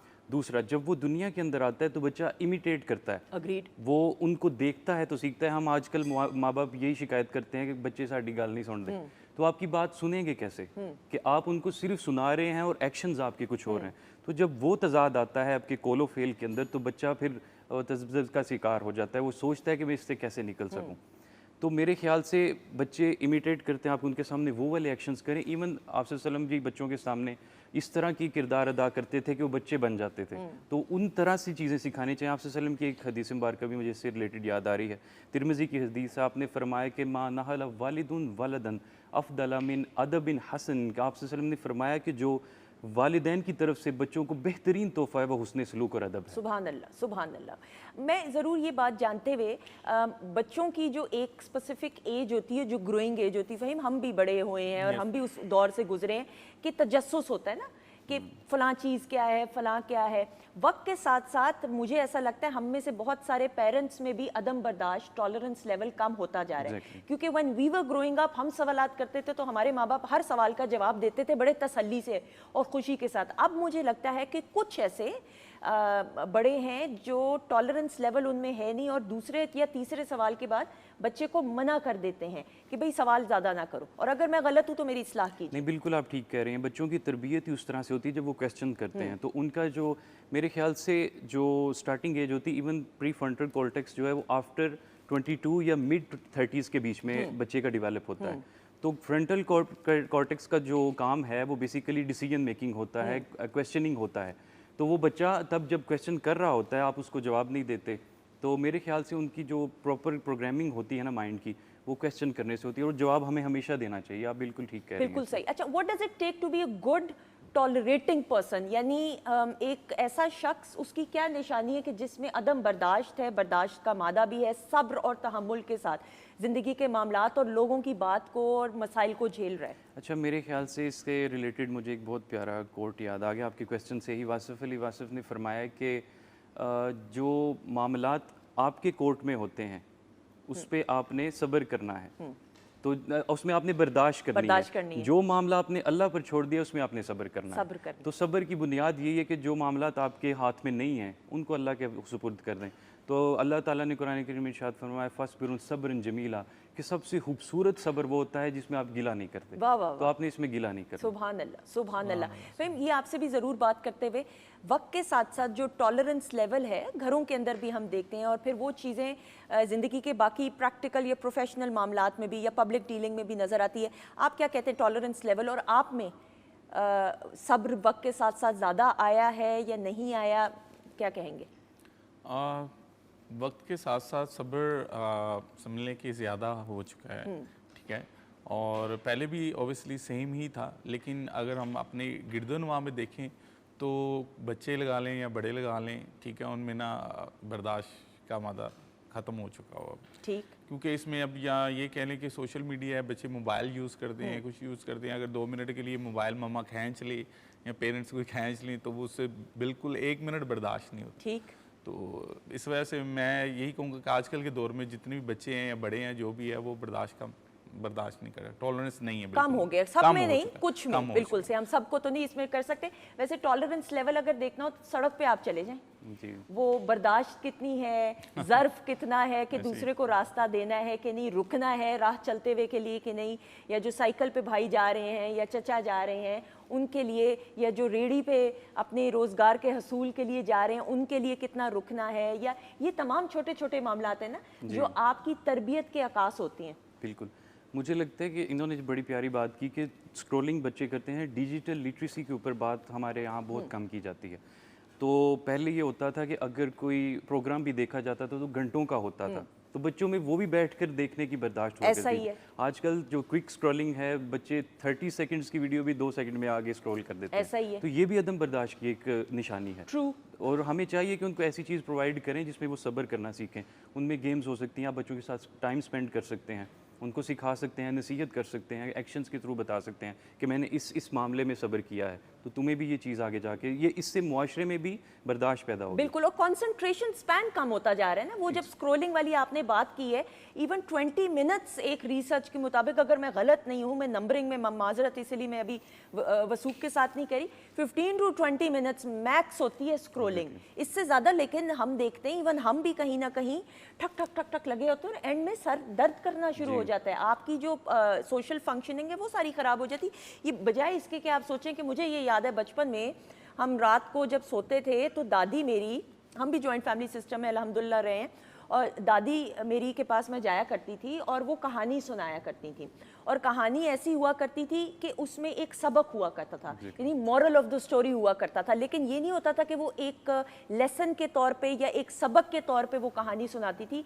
जिस अंदाज से वो कहानी सुनाया करती थी ना, वो एक तो नींद भी मीठी आती थी और वो सारे के सारे जो पैगाम है ना वो जहन में आज तक बैठे हुए हैं। मेरे ख्याल से अभी जो मैंने लास्ट टाइम बात की है कि बच्चे का ऑडिटरी सिस्टम, कुव्वत समात बचपन से होती है, तो वो दादी नानी बाप की आवाज़ और वो पंखे की आवाज़ से बच्चा इसीलिए सोता है कि उसने वो बचपन से आवाज़ सुनी होती है। तो जब हम बड़े होते हैं तो दादी नानी की जब कहानियाँ सुनते हैं, बात सुनते हैं, तो वो भी नींद की वजह बनती है। आपके साथ भी ऐसा ही बचपन में होता था? फॉन्ड मेमोरीज मेरे पैदा होने से पहले वो दुनिया से चले गए। अल्लाह ताला दर्जात बुलंद फरमाए, आमीन सुमा आमीन। लेकिन आपके पेरेंट्स ने और जी, फैमिली उन्होंने ने बिल्कुल बताइए मुझे ना। अपनी स्टोरीज बहुत ज़्यादा, इवन जो वालिद साहब थे उनका ज़्यादातर टाइम घर से बाहर गुजरता था। ठीक है। तो वो हमेशा जब भी घर में आते थे, टाइम स्पेंड करते थे, तो वो इस तरह की कहानियाँ बताया करते थे कि किस तरह हमने किस मामले में बर्दाश्त की है। अगर मैं घर से बाहर हूँ तो ये भी एक बर्दाश्त है कि मैं अपने घर से दूर हूँ, ऐसा ही और है। अगर मैं घर के अंदर हूँ तो मैं अपने लोगों से दूर हूँ, तो ये भी बर्दाश्त है। तो मामला उनके इसी तरह चलते थे। बर्दाश्त के करीब करीब ही रहता है इंसान, तो माशरे के लिए बेहतर किरदार अदा कर सकता है। बिल्कुल। और ख़वातीनों से जब बर्दाश्त का मादा या आप सब्र करते हैं या तहम्मुल से काम लेते हैं या टॉलरेंस लेवल आपका पैदा होता है, तो इनफरादी सतह पे आपकी ज़ाती ज़िंदगी भी बड़ी पायदार और पुख्तगी के साथ गुजरती है। तमाम रिश्तों को आप खुश उसलूबी के साथ निभाते हैं, जल्दबाजी से चीज़ों को नहीं आप देखते, पहले आप समझते हैं, सोचते हैं, और फिर अगर बड़े बुजुर्गों की उसमें आप राय शामिल कर लें तो ज़िंदगी बड़ी आसान और अच्छे तरीके से गुजर जाती है। वो बचपन में मुझे याद है खरगोश कछुए की कहानी हुआ करती जी, थी, जी। कव्वे की भी तो थी ना कहानी, जी बिल्कुल, पानी में जो वो डालते है ना, कंकर। पानी में कंकर डालता है, जी, जी, जी। वो पानी पीना उसने होता है, ऐसा ही है जी, कि नहीं? आपको कुछ कहानियां याद हैं? बताएं ना, फॉन्ड मेमोरीज। बिल्कुल, यही मोस्ट फेमस कहानी है ये, थर्स्टी क्रो जो हाँ। है कौवे वाली। हाँ। और भी काफ़ी ज़्यादा है ऐसा ही। और लोरियां कितनी अच्छी होती थी भाई, वो लोरियां मुझे आज भी याद है, इतनी मीठी। आज भी अगर मैं सुनूं ना वो लोरी, तो मेरी दादी हयात तो नहीं है, लेकिन जब वो, और नानी भी हयात नहीं है, वो सुनाती थी, तो आज भी मैं सोच के मुझे वो मीठी सी नींद आना शुरू हो जाती है। असल में हमारा जो माइंड है ना, वो नॉस्टैल्जिक में ज़्यादा बेटर एक्सपीरियंस कर सकता है। हम भी जब पीटीवी को बचपन में देखा करते थे, तो वहाँ पर जो ड्रामाज होते थे, और इवन अब स्टूडियो में आते हुए या यहाँ बैठते हुए, वो सारी चीज़ें जो हैं रिवाइंड होती हैं कि यहाँ पर वो लोग आया करते थे। तो ये भी एक बड़ा एजाज़ है कि हम उन जगहों पे आते हैं जहाँ पर ये वाले क्रिएशन हुआ करती थी। बिल्कुल। तो इधर से भी मोटिवेशन मिलती है हाँ। कि हम उस जगह पर काम कर रहे हैं जहाँ इतने ज़बरदस्त ड्रामाज, अंधेरा उजाला जो था वो वाला बहुत कमाल ड्रामा था। बिल्कुल, सोना वो चांदी। सोना चांदी हम बचपन में देखा करते थे। तो ये सारे ड्रामाज जो हैं, ये हमारे लिए एक मोटिवेशन थी, और वहाँ से एक स्टोरी मिलती थी, एक कहानी मिलती थी, और उसमें एक सबक होता था। ऐसा ही। हमेशा हमेशा। हमेशा उसमें एक सबक मिलता था जो हमें बाद में बताया जाता था कि बेटा आपने इसे ये सीखना है। हाँ। तो उसमें वालिदैन का किरदार भी होता था कि आपने ये चीज़ देखनी है। आजकल लोगों को अगर वो डायरेक्टली आप प्रोवाइड कर रहे हैं फ़ोन, तो उसमें वो अनफिल्टर्ड चीज़ें भी देख रहे हैं, जिसका बहुत नुकसान है। तो हमें चाहिए कि उनको इसे डिजिटल लिटरेसी ज़रूर सिखाएं। बिल्कुल। मैं ज़रूर आपसे ये बात करते हुए ना, हम जब जॉइंट फैमिली सिस्टम की भी बात करते हैं, तरबियत की भी बात करते हैं, अब इनफरादी सतह पे जो अफराद रह रहे हैं, हम देखते हैं कपल्स को भी कि नई ज़िंदगी का आगाज़ हो रहा है, बच्चों की तरबियत में वो तमाम की तमाम किस तरीके से बड़े बुज़ुर्गों के साथ के कनेक्शन बच्चों का, यानी नाना नानी के साथ या दादा दादी के साथ, उसमें कमज़ोर ना वो रिश्ता हो, चाहे वो सेपरेटली रह रहे हैं, उसके लिए क्या करना चाहिए पेरेंट्स को? मेरे ख्याल से पेरेंट्स का अपना ताल्लुक उनके साथ बहुत बेहतर होना चाहिए। अगर उनका ताल्लुक उनसे बेहतर होगा तो आप उनसे देखकर, हमारे अंदर भी प्यार तभी पैदा होता है कि हमारे माँ बाप उनसे कितना प्यार करते हैं या वो उनका कितना अदब करते हैं। तो बच्चे भी उसी तरह सीखते हैं। नाना नानी के साथ भी अप्रोच अगर करनी है तो वालिद के थ्रू करनी है, अगर कोई बात करनी है तो वो भी वालिद के थ्रू या वालदा के थ्रू ही आपने वहाँ तक पहुँचना है। तो मेरे ख्याल से वो ही बेहतर किरदार अदा करते हैं जिसमें हम लोग उन तक बेहतर रिश्ता बना सकते हैं। बिल्कुल सही। एक आम तासुर है, कुछ लोग कहते हैं, स्कूल ऑफ थॉट ऑब्वियसली, कि जॉइंट फैमिली सिस्टम में अगर सारे इकट्ठे रह रहे हैं एक छत के नीचे, तो प्रिवेसी हमारी जो है एग्जैक्टली वो डिस्टर्ब होती है, हमारी कुछ पर्सनल बातें होती हैं, बच्चों की होती हैं। और ये बात भी सच है कि जैसे ताया ताई हैं या चचा चची हैं या फुप्पो हैं, वो भी साथ रह रही हैं, उनके बच्चे हैं, तो वो फिर ना चाहते हुए मुकाबला भी आना शुरू हो जाता है, कंपैरिजन भी होना शुरू हो जाता है, प्रिवेसी भी जो है वो डिस्टर्ब होती है। उसके बारे में क्या कहें? मेरे ख्याल से प्रिवेसी का बहुत ज़्यादा ख्याल रखा जाना चाहिए। इवन आज के दौर के अंदर लोगों के ऐसे मामला हो चुके हैं कि वो पब्लिकली नहीं बता सकते या आपको खुलकर बात नहीं कर सकते। हमारा कम्युनिकेशन गैप आ चुका है जिस वजह से। तो मेरे ख्याल से कम्युनिकेशन गैप को कम करना पड़ेगा। आप उनसे डिस्कशन करें, आप उनसे बात करें, आप उनसे पूछें उनके मसाइल क्या हैं, उसमें फिर मदद करें। तो ये एक रिलेशनशिप बनने के सारे मनाजिल हैं कि वो आप उससे बात करते हैं, फिर उनका मसला हल करते हैं, फिर एक बेहतर रिश्ता बनता है। तो उसमें कम्युनिकेशन गैप आ चुका है जिसकी वजह से वो दूर रहते हैं, और वो चाहते हैं कि हम दूर रहें। उसका नाम हमने प्राइवेसी भी कहीं ना कहीं रख दिया है कि हमें अपनी प्राइवेसी में रहना है। तो आप हमें इसमें डिस्टर्ब ना करें। बिल्कुल सही। फ़हीम, क्या कहेंगे इस हवाले से? बिल्कुल, प्राइवेसी तो होना, मैं ये कहूँगा कि सबसे पहले ना इंसान को खुद ठीक होना चाहिए, ठीक है। अब जॉइंट फैमिली में अगर आप खुद ठीक हैं तो कोई मसला मसाइल नहीं होगा। कोई ये तो नहीं कहेगा मैं गलत हूँ। कोई कहेगा नहीं, लेकिन उसके दिल में तो कुछ ना कुछ होगा ना दूसरे के लिए। ऐसे कुछ के नहीं होता दिल में, ये भी मैं बता दूं। अच्छा, लेकिन नहीं, सॉरी, हाँ आप करें बात मुकम्मल। तो वो जब खुद ठीक है तो फिर जॉइंट फैमिली में कोई इशू नहीं आएगा, ठीक है। और बाकी रही बात प्राइवेसी की, तो वो ऑब्वियसली कुछ ना कुछ थोड़ी बहुत होनी चाहिए। हाँ। तो कई ऐसे होते हैं जो उनके कमाई पे नज़र होती है, उसके चीज़ों पे नज़र आ जाती है, तो जिसकी वजह से प्रॉब्लम क्रिएट हो जाती है। तो इंसान का खुद होना ठीक खुद बिल्कुल, एंड ये फैक्ट्स हैं ख़वातीन के साथ, ये ज़िंदगी की हकीकत है ऑब्वियसली। लेकिन ज़िंदगी के मामलात को अगर आप खुश उसलूबी के साथ निभाएं तो मेरे ख्याल में हर तरीके से आप अच्छे तरीके से यानी रिश्ते भी निभा सकते हैं और ज़िंदगी खुशगवार अंदाज से अपनों के साथ गुजार सकते हैं। That is very important. कोई टिप्स देना चाहेंगे, कोई मैसेज देना चाहेंगे आजकल की बच्चों को या नौजवान नस्ल? मैं उनसे यही कहूँगा कि सबसे पहले तो पेरेंट्स के लिए भी मैसेज होना चाहिए कि बच्चों के साथ ताल्लुक बेहतर करें, उनकी तरबियत इस तरह से करें कि जिस तरह आपके वालिदैन किया करते Agreed. थे, और उनको वो वाली चीज़ें प्रोवाइड करें, even if they ask questions तो उनको जवाब दें, और एक बेहतर नमूना बने बल्कि इसके कि आप उनको हमेशा नसीहत ही करते रहें। तो आप बेहतर अगर किरदार अदा करेंगे तो आपको देखकर वो ज़्यादा सीखेंगे। बिल्कुल। मैं आपको एक छोटी सी अपनी मिसाल देते हुए और ऑब्वियसली अपनी मैं ज़ाती ज़िंदगी के साथ, हमारे यहाँ पे बैठने का मकसद मुझे लगता है कि अधूरा रह जाए अगर आप अपनी ज़ाती से। मेरी बेटी ने अपनी फ्रेंड की सालगिरह पे जाना था। मैं अब उस फ्रेंड को वैसे जानती थी लेकिन मैं उसके पेरेंट्स से नहीं मिली थी। तो हमारे बचपन में यही होता था कि हमारी वालदा जो हैं साथ जाया करती थी और ड्राइवर के साथ, और गाड़ी में बैठी रहती थी कि हमने अगर जाना है घर में, एक तो इजाज़त ही नहीं होती थी, लेकिन अगर जा रहे हैं फ्रेंड के घर तो वालदा बाहर बैठी रहती थी ड्राइवर के साथ कि भी घंटा चलो तुम बर्थडे गुजार लो। वही चीज़ मैंने अडॉप्ट करते हुए पिछले से पिछले हफ्ते मेरी बेटी ने सालगिरह पे जाना था, मैं गई हूँ, मैंने उसको घर में ड्रॉप किया, बच्ची की वालदा से मुलाकात करके। ऑल्दो उन्होंने मुझे कहा कि आप घर में वेट कर लें, इंतज़ार करें, आप भी खुशी में शरीक हुए। मैंने बच्ची को प्यार करके मुबारकबाद देके मैं बाहर बैठी रही। और मैं घंटा डेढ़ घंटा, कहने का मतलब ये कि पेरेंटिंग, अल्लाह ताला जब एक औरत को माँ बनाता है तो माँ के जो कदमों तले जन्नत है वो सिर्फ जन्नत नहीं है, उसके साथ बहुत सारी जिम्मेदारियाँ भी आयद हैं।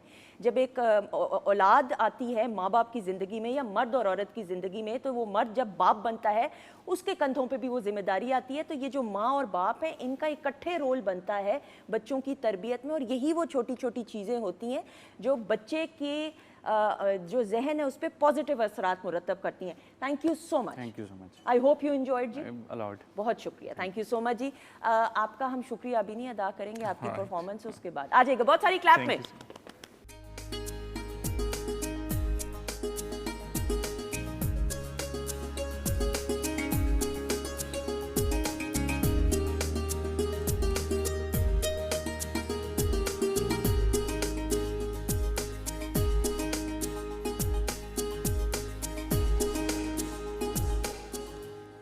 जी ख़वातीन हज़रात, हम आपको खुश आमदीद कहते हैं। वीकेंड एट होम की लाइव प्रोग्रामिंग अल्हम्दुलिल्लाह Pakistan television network Lahore centre से आप बराह रास्त देख रहे हैं। प्रोग्राम के आगाज़ से हमारे साथ फ़हीमुल हसन मौजूद हैं, इनकी आवाज़ में खूबसूरत गाने और इनकी उम्दा परफॉर्मेंसेज हम देख रहे हैं। Thank you so much for being part of the show. और प्रोग्राम के आगाज़ से ही सेट की उस जानिब रौनक नज़र आ रही है, रंग नज़र आ रहे हैं। अल्लाह ताला की तरफ से हर एक रंग एक बड़ा अनमोल तोहफ़ा है, और रिमशा अपने ख़ास अंदाज से इन रंगों के ज़रिए आज जो है पेंटिंग जो बनाई है वो भी हम जानेंगे। Thank you so much Rimsha program में शमूलियत इख्तियार करने के लिए। आपकी कुछ पेंटिंग्स और भी हम दिखाएंगे, और प्रोग्राम के आगाज़ से शेफ़ नाजिश भी इधर उधर भटक रही हैं, मुझे समझ नहीं आ रही कुछ बेचैन सी फिर रही। हाँ, ये आइस टी निकली है ना इस वजह से फ्रीज़र से, क्या मसला है नाजिश? मेरा पास्ता रेडी था, मैंने कहा आइस टी भी निकाल के ज़रा अच्छी सी प्रेजेंटेशन दिखा। बिल्कुल सही। अब आप बैठ जाएं ज़रा, मैं बेचैन सी हो रही हूँ आपको देख के। ख़वातीनो हज़रात, ब्रेक के बाद हमें ज्वाइन किया ना, बड़े ऑनर की बात होती है, बड़ी खुशी और फ़ख्र की बात होती है कि पाकिस्तान में हम बिलखसूस जब स्पोर्ट्स की बात करते हैं और फिर यंगस्टर्स की बात करते हैं तो उम्दगी के साथ हर एक स्पोर्ट के अंदर, हर एक गेम के अंदर जो है अपना एक नाम और मकाम बना रहे हैं। ये जो सामने मेरी मेहमान शख्सियत मौजूद हैं, कम उम्री में वेट लिफ्टिंग की बात करें, पावर लिफ्टिंग की बात करें, पाकिस्तान की नुमाइंदगी अब इंशाल्लाह ये बैनुल-अक़वामी सतह पे भी करेंगे। और गोल्ड मेडलिस्ट भी हैं। हमारे साथ मौजूद है weight lifter and power lifter Furqan Ahmed. Let's welcome him. अस्सलाम वालेकुम। वालेकुम अस्सलाम। कैसे हैं आप? अल्हम्दुलिल्लाह बिल्कुल ठीक। थैंक यू सो मच, बहुत शुक्रिया प्रोग्राम में शमूलियत अख्तियार करने के लिए। आपकी कुछ अचीवमेंट्स आप सबकी नज़र।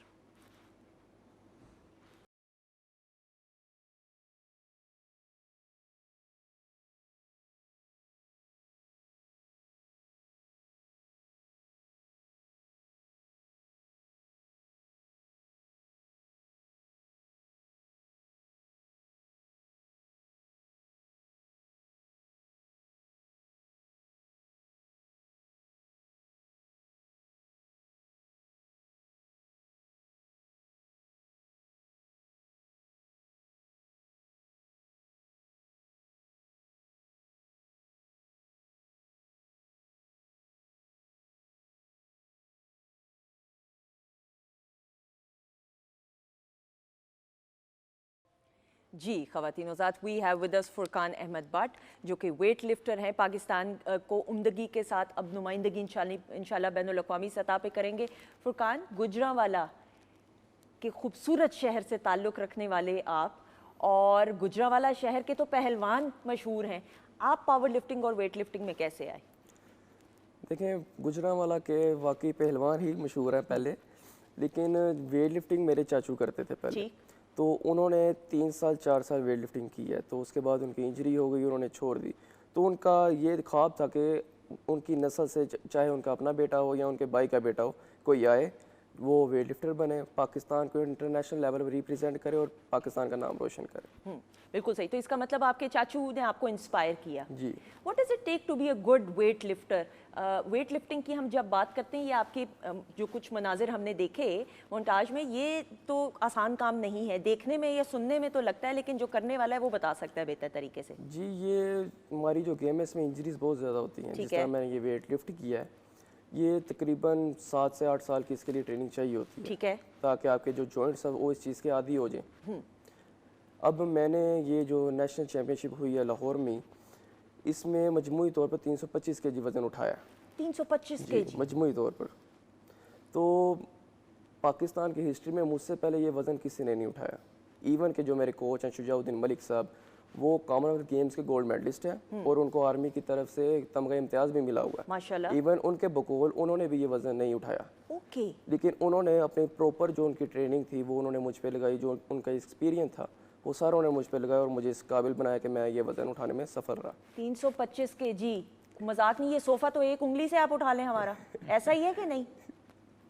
ऐसा ही है। ऐसा ही है। तो मेरे ख्याल में डैमेज, फ़हीम बैठे भी रहे तो कोई फ़र्क नहीं पड़ना है ना। कोई 25-30 kg बढ़ना है और तो कुछ भी नहीं होना। मेरे समेत भी उठा सकते हैं। आपका तो वजन ही नहीं है कुछ, मुझे तो फ़हीम लग रहा है आपको तो ऐसे ऐसे आंख से उठा लेंगे। सही कह रहे हैं। अच्छा, लेकिन बहुत फ़ख्र होता है कि हमारे मुल्क के ऐसे भी हैं लोग जो हमारे मुल्क का नाम रोशन कर रहे हैं। ऐसा ही, बिल्कुल ऐसा ही। बहुत फ़ख्र। अच्छा, मुझे ये ज़रूर बताइएगा, इसकी ऑब्वियसली वेट लिफ्टिंग की कैटेगरीज भी तो होती हैं, आप किस कैटेगरी के लिए करते हैं? मेरी कैटेगरी होती है 88 की।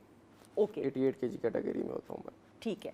और इसका क्या मतलब है, ये बताइए। इसका मतलब ये होता है कि मेरा जो बॉडी वेट है, जो मेरे प्लेयर्स हैं जिन्होंने मेरे से कम्पीट करना है, हम सारों का बॉडी वेट 88 से ज़्यादा नहीं होना चाहिए। हमारी जो कैटेगरीज होती हैं तकरीबन 8 या 10 होती हैं, जो वो हर 4 साल बाद चेंज होती हैं। तो उनके अंदर 6 किलो का डिफरेंस होता है हर क्लास के अंदर। तो 6 किलो के अंदर जिनका बॉडी वेट सेम होता है वो एक क्लास में खेलते हैं, बाकी प्लेयर्स ऊपर या नीचे हो जाते हैं। ठीक, बिल्कुल सही, दैट इज़ वेरी गुड। ये गोल्ड मेडल जो पहना है, इसके बारे में बताइएगा। ये गोल्ड मेडल मैंने ये नेशनल चैम्पियनशिप लाहौर में हुई है 10 जुलाई से लेकर 15 जुलाई के अंदर। ठीक। तो उसके अंदर मैंने ये हासिल किया। कैसा लगा? बहुत खुशी हुई। This is your first gold medal? नहीं, ये फर्स्ट नहीं। मैंने दरअसल ये जो नेशनल चैम्पियनशिप हुई है इसमें अपने रिकॉर्ड बनाए हैं कौमी सतह पे। Excellent, excellent. तो ये मेरे लिए नई अचीवमेंट थी। मेडल मेरे पास पहले भी थे। माजरत, हाँ, मुझे नहीं, मेरे इल्म में नहीं था। बिल्कुल ठीक, अच्छा, ओके। तो इसमें जो मैंने नए रिकॉर्ड्स बनाए, इसमें से जो 2 रिकॉर्ड्स मैंने ब्रेक किए हैं वो मैंने कराची में जो नेशनल गेम्स हुई थी 2025 में, वो मैंने ही रिकॉर्ड बनाए थे। तो वो मैंने अपने ही रिकॉर्ड को ब्रेक किया और उसे इम्प्रूव किया। Very good. लेकिन जो पहला मेडल मिला उसकी खुशी बयान करते हुए। जो पहले मेडल की खुशी जो होती है वो प्लेयर को ऐसे ही होती है कि प्लेयर को खाली ये खुशी नहीं होती कि मैं जीत गया हूँ। हाँ। उससे ये भी खुशी होती है कि मैं जो मेहनत कर रहा हूँ मुझे कम से कम उसका सिला मिल रहा है, मुझे यानी नज़र आ रहा है कि मैं आगे जाऊँगा। बिल्कुल से। उस वक्त कौन कौन था आपके अपनों में से, कोई था सपोर्ट करने के लिए, या पहला फ़ोन, या पहला किसको ये खुशी शेयर की? मेरे जो चाचू हैं वो मेरे साथ ही थे उस वक्त। तो मेरी दादो, मेरी मामा सारों को क्या नाम है खुशी बहुत ज़्यादा हुई थी। तो मैं जो ये मेडल लेके आ रहा हूँ तो इंशाल्लाह ताला आगे भी लेके आऊँगा। तो इसमें जो बड़ा किरदार है वो मेरे उस्ताद का और मेरे घर वालों का ही है। मैं जॉइंट फैमिली से बिलोंग करता हूँ। एक्सीलेंट। तो मेरे बाबा, मेरे चाचू, सारों का यानी कि होता है कि मैं ये फुरकान जो है इसकी किसी चीज़ के अंदर कोई कमी ना आए। देख लें, हाँ देख लें ख़वातीन हज़रात। अभी ब्रेक पर पिछले सेगमेंट में हम जॉइंट फैमिली सिस्टम के फ़वाइद बयान कर रहे थे। जो अपने होते हैं ना, चचा हैं, दादा हैं, चची हैं, ताया हैं, ताई हैं, इन रिश्तों का कोई नेमुल बदल हो ही नहीं सकता। वो जो मोहब्बतें हैं ना, ये समेटने का और दुआएं समेटने का एक ख़ास एक तरीका है। ऐसा ही है? ऐसे ही है। जो प्लेयर्स होते हैं उनका ज़्यादातर यही होता है कि क्योंकि ट्रेनिंग सारे करते हैं। जो गोल्ड है उसने भी ट्रेनिंग किया, जो सिल्वर है उसने भी ट्रेनिंग किया। मेन पॉइंट यही होता है कि दुआएं जो हैं वो इंसान को कामयाब करती हैं। बिल्कुल ऐसा ही है। अच्छा भाई, शोइयाँ तो आप काफ़ी मार लेते होंगे कि नहीं? अब तो मशहूर हो गए हैं माशाल्लाह से, गोल्ड मेडलिस्ट हैं माशाल्लाह माशाल्लाह। हाँ नहीं, वो नहीं करना। जो इंसान वो करेगा अब पहले किया था इसका मतलब है? नहीं, वो पहले भी नहीं, वो चीज़ नहीं थी। नहीं, लेकिन दिल तो करता है ना इंसान का कि मशहूर हो गया हूँ मैं, ज़रा थोड़ा बहुत तो होता होगा ना। अब आपके कजन्स वगैरह तो बताते होंगे भाई कि ये मेरा कज़न है या ये मेरा भाई है या बहन। हाँ, वो तो करते हैं सारे, लेकिन खुद मैं ये चीज़ें नहीं करता। खुद आप नहीं करते?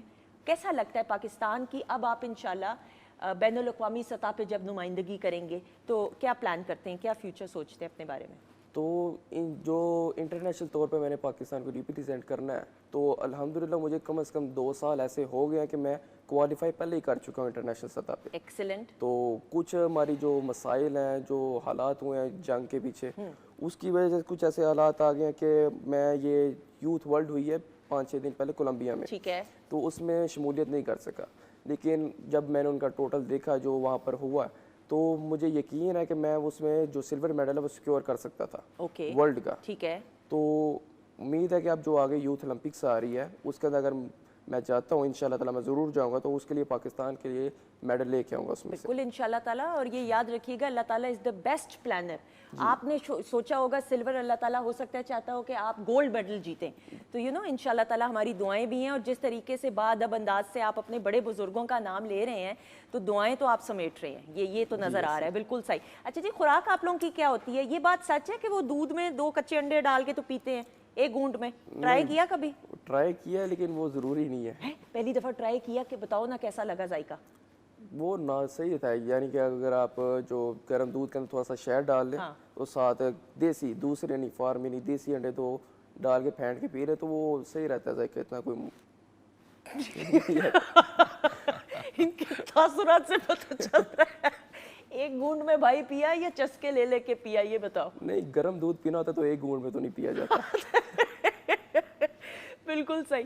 लेकिन खुराक क्या होनी चाहिए एक एथलीट की? जो पावरफुल एथलीट है, जैसे रेसलर हो गए, वेट लिफ्टर हो गए, पावर लिफ्टर हो गए, कबड्डर हो गए, इनके लिए ज़रूरी प्रोटीन होती है। ठीक है। जो अंडे हो गए, दूध हो गई, और उसके अलावा जो गोश्त है, उसके अलावा जो ग्रीन सब्जियां हैं जिसको हम सलाद में यूज़ करते हैं, वो काफ़ी ज़रूरी है एथलीट के लिए।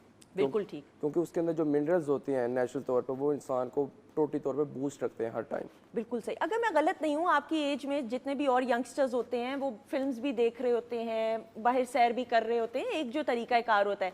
आपकी ज़िंदगी एज एन एथलीट ऑब्वियसली जिम्मेदारी के साथ है, तो आपको कभी मिस आउट करते हो कि मैं ये कर रहा होता, मैं, या आपके दोस्त आपको अक्सर कहते हो कभी? जी, बीच में दिल तो करता है सारों का, लेकिन ये हम सारों की नहीं, अभी हम आपकी बात कर रहे हैं। हाँ, दिल करता है, लेकिन फिर समझा लेते हैं खुद को कि जब मेडल लेना है तो फिर तो ये चीज़ें नहीं ना करनी।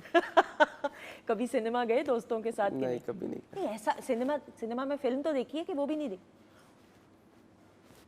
नहीं, सिनेमा टिकट लेते हैं, जाते हैं अंदर, सीटें होती हैं, सामने वाली सीट नहीं लेते, मिडल वाली बीच की लेते हैं सीट। कभी। अच्छा, नहीं होगा, आपको लग रहा होगा। पार्किंग करते हैं ना, फिर जाते हैं, टिकट लेते हैं, भाई को कहते हैं नहीं रियली दिल किया कभी कि नहीं सिनेमा में फिल्म देखने को? दिल किया था, लेकिन 1-2 बार। उसके बाद जब मेडल वगैरह आने शुरू हो गए, बट उसके बाद हैप्पी हूँ अपनी रूटीन के ऊपर काफ़ी। That is very good. Faheem भाई प्लीज़, मैं आपको टिकट के पैसे देती हूँ, आप जाके इनको फिल्म दिखाएं, खुदा का वास्ता इनको फिल्म नज़र आनी चाहिए। बड़ी अच्छी पाकिस्तानी फिल्म्स आई हैं मार्केट में, you should watch. Normal time में क्या करते हैं ये बताइए, apart from the training, apart from everything else, me time में क्या करते हैं? म्यूज़िक सुनते हैं या? म्यूज़िक सुन लेते हैं, म्यूज़िक क्या नाम लेते हैं, हॉबी में शामिल है। तो आतिफ असलम के सुनते हैं, वो हमारे फेवरेट सिंगर है। बिल्कुल सही, बिल्कुल सही। पाकिस्तान टेलीविजन नेटवर्क आके कैसा लग रहा है ये बताइए। जी ये मेरे लिए एजाज़ की बात है कि मैं यहाँ पर आया हूँ, सारों को मैं अपनी लाइफ शेयर कर रहा हूँ और एक जो यूथ है पाकिस्तान की, नहीं उसके लिए एक मोटिवेशनल बन रहा हूँ कि वो देखें कि ज़रूरी नहीं है कि आपने अपनी लाइफ को जिस तरह नॉर्मल चल रही है उस तरह चलाना है। हर इंसान का अपना शौक होता है, अपनी सलाहियत होती है। जहाँ पर डॉक्टर्स बनते हैं बच्चे, जहाँ पर इंजीनियर बनते हैं, वहाँ पर स्पोर्ट्स में भी आना चाहिए। बिल्कुल ऐसा ही है और ये बड़ी खुशाइन बात है। जैसे हमारे साथ रिमशा मौजूद है। रिमशा, अब बताइए इस पेंटिंग के बारे में जो आपने बनाई है। जी, ये लैंडस्केप बनाया है बेसिकली ना, क्योंकि आजकल बारिशों का मौसम है तो इसीलिए मैंने उसमें बारिश और फ्लावर्स दिखाए हैं, कुछ पॉजिटिविटी भी आती है। एक्सेलेंट। और ये जो फूल हैं ये पॉजिटिविटी की अलामत है जी। और बारिश के जो ये कतरे हैं या बूंदे हैं ये उम्मीद की वो किरण है। जी ऐसा ही है।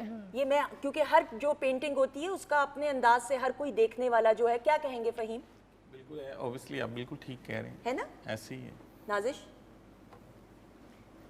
मैं इसी में खो गई थी और देख रही थी मैं। बिल्कुल बैठी रहो लेकिन हिलना नहीं है भाई। बिल्कुल सही, एक्सेलेंट। अच्छा मैं आपकी एक दो और पेंटिंग्स भी दिखा दूं, एक सेकंड जल्दी से। ज़्यादातर जॉनरा क्या है रिमशा आपका, ये बताइएगा मुझे, या लैंडस्केप ज़्यादा करती हैं या पोर्ट्रेट्स भी करती हैं? नहीं, मैं पोर्ट्रेट आर्टिस्ट हूँ। पोर्ट्रेट आर्टिस्ट हैं, वेरी गुड। अच्छा जी, अब ये बताइएगा। ये एब्स्ट्रैक्ट में मैंने हॉर्स बनाया था मेजरमेंट के बगैर, ठीक है। तो इसीलिए ज़्यादा, और दूसरा मैं अपनी स्पीड पे काम कर रही हूँ, ठीक है। तो इसीलिए ऐसा है। कितने टाइम में ये आप बना लेती हैं? मतलब ये है कि अगर मैं बिल्कुल फ्री बैठी हुई हूँ और क्योंकि मैं स्पीड पे काम कर रही हूँ तो मेरा फोकस होता है कि मैं 3 घंटा या 2 घंटा में करूँ। Excellent, that is very good. कैसे, क्या कहेंगे पेंटिंग के बारे में? काफ़ी खूबसूरत बनी है ना? That is very good and that is a good thing. जी क्लैप हो जाए रिमशा के लिए। एंड ये इनका पहला टाइम है टीवी के लिए, पाकिस्तान टेलीविजन नेटवर्क के लिए। Thank you so much and welcome to the team. Please तशरीफ रखिएगा। अच्छा मुझे तो बड़ी टेंशन होगी, सिनेमा नहीं है आपका भी गेम में, तो मेरे जहन से ये बात निकल ही नहीं रही है। बट ऑब्वियसली ख़वातीन हज़रात, यही वो डेडिकेशन है, यही वो पैशन है। जब आप बात करते हैं बिलखसूस अपने मुल्क का नाम रोशन करने के लिए, तो ये बड़ा ज़रूरी होता है कि वो पैशन, वो डेडिकेशन नज़र आना चाहिए और वो हमें इनमें नज़र आ रहा है। आपके लिए बहुत सारी दुआएं, अल्लाह ताला आपको बहुत कामयाबियाँ दे। थैंक यू सो मच, ढेरों दुआएं, बहुत शुक्रिया। Thank you so much Faheem, thank you so much. Welcome welcome. I hope you enjoyed. Definitely. Thank you जी। आपकी लास्ट परफॉर्मेंस की तरफ भी बढ़ेंगे। रिमशा जीती रहिए, खुश रहिए। थैंक यू सो मच जी। नाजिश आपका भी बहुत बहुत शुक्रिया। ख़वातीन हज़रात आपका भी बहुत बहुत शुक्रिया। ज़िंदगी रही, मेरे रब की रज़ा रही और अल्लाह का हुक्म हो तो इंशाल्लाह अगले प्रोग्राम में आपसे ज़रूर मुलाकात होगी। अपने रब की दी गई नेमतों, रहमतों, बरकतों का हर लम्हा, हर घड़ी शुक्र अदा करके ज़िंदगी गुजारिए, क्योंकि मेरे रब को शुक्रगुजारी पसंद है। हमारी तरफ से खुदाफिज। जाने से पहले ग्रैंड फ़हीम की आवाज़ में गाना भी और ग्रैंड परफॉर्मेंस आ जाएगा। बहुत सारी क्लैप में।